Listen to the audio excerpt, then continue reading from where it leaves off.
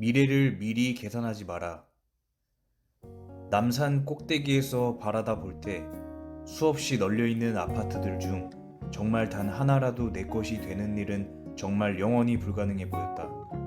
그게 벌써 근 30년 전 이야기다. 그 시절의 나에게 하면 되는 것이라고는 뜬구름 잡는 책들을 책방에서 선체로 다리 아프도록 읽는 것과 마스터베이션 뿐이었다.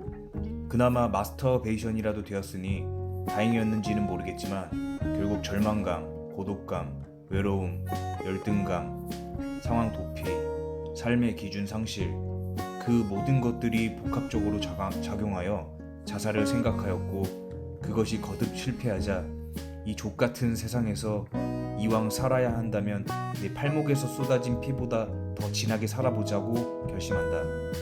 그리고 은연중에 피보다 진하게 살자가 나의 좌우명 비슷하게 자리 잡았다.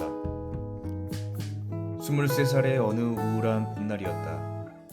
다시 봄이었을 때 나는 남의 집 차고에서 살면서 닥치는 대로 공부를 했고, 아이들 가르치는 일부터 시작해서 미군 부대 물건 판매 등 아르바이트도 많이 했다.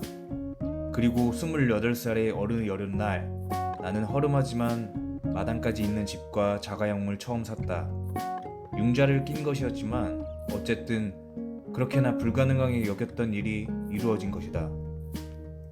살다 보면 해도 아무것도 안 될 것 같이 보일 때가 있다.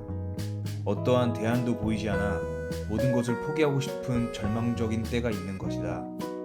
현실에 대한 실망, 좌절이 절망 속에서 계속 쌓이면 자살의 유혹을 느끼기도 한다. 그러한 경우 자살은 함부로 저지르는 무의미한 행동이 아니라 오히려 개인이 처한 고통이나 위기 상황, 상실감 등으로부터의 탈출구로 잘못 여겨지기도 한다. 나도 그렇게 오해했었으니까. 그러나 로부토 슐러는 절벽에서 떨어지고 있는 상황일지라도 아무것도 할 수 없는 것은 결코 아니라고 한다. 떨어지고 있으므로 하늘을 향해 날아볼 수는 있지 않느냐는 것이다. 나 역시 그렇게 떨어지던 중 비쩍 마른 두 팔로 온 힘을 향해 세상 속으로 날갯짓을 시작하였을 뿐이다. 추락하는 것에는 날개가 있다라는 말을 그래서 나는 좋아한다.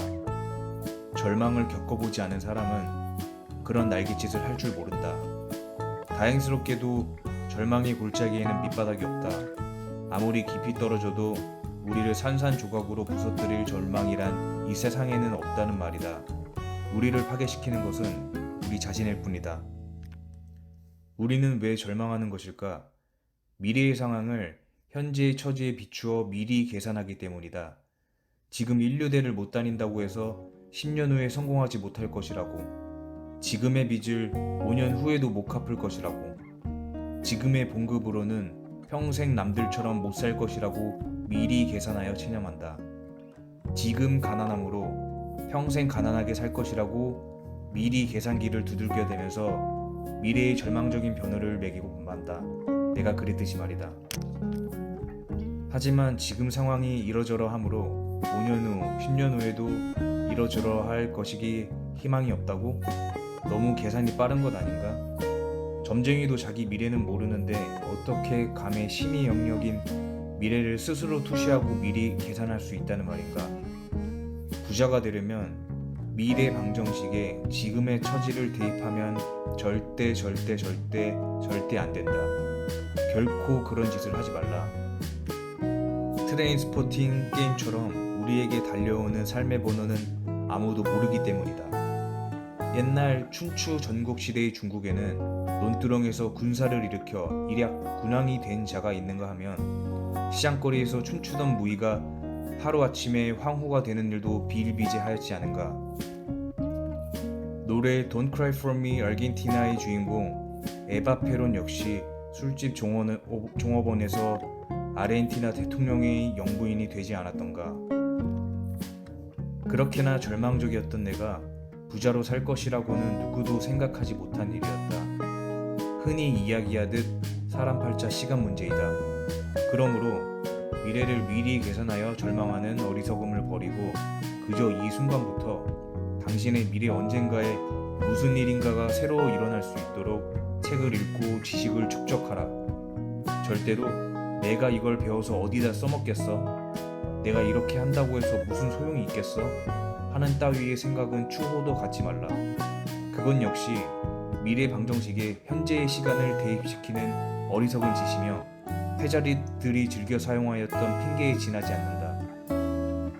단 조건이 있다. 뭘 배우든지 간에 뭘 하든지 간에 미친 듯이 피를 토하는 마음으로 제대로 하여라.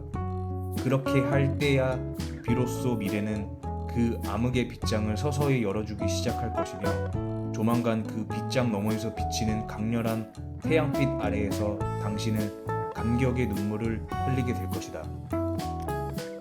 왜 사람들은 내가 이미 실제로 경험한 것을 말해주는데도 믿지 못할까? 정말 이러한 의심은 미래를 미리 계산하여 보아야 직성이 풀리는 가난한 자들의 공통적 특성이다. 승자는 일단 달리기 시작하면서 계산을 하지만 패자는 달리기도 전에 계산부터 먼저 하느라 바쁘다. 덧붙여 나는 마블 영화들을 별로 좋아하지 않지만 다크나이트 라이즈에 나오는 명장면을 기억한다. 지하동굴 감옥에서 웨인이 빠져나오려고 몸에 밧줄을 묶고 벽을 타고 기어 올라가는 장면 말이다. 마지막 단계는 꽤 거리가 먼 곳에 돌을 잡아야 하는 것. 그것을 못 잡으면 떨어져 죽는다. 이미 웨인은 밧줄을 몸에 묶고 시도했으나 실패한 바 있다. 하지만 깨닫는다. 밧줄을 몸에 묶는 것 자체가 실패하여 떨어져 죽는 것을 두려워하기 때문이라는 것. 최후의 웨인은 밧줄 없이 맨몸으로 동굴벽을 오르기 시작한다. 그리고 성공한다. 스크래치 하라는 이유가 바로 이것이다.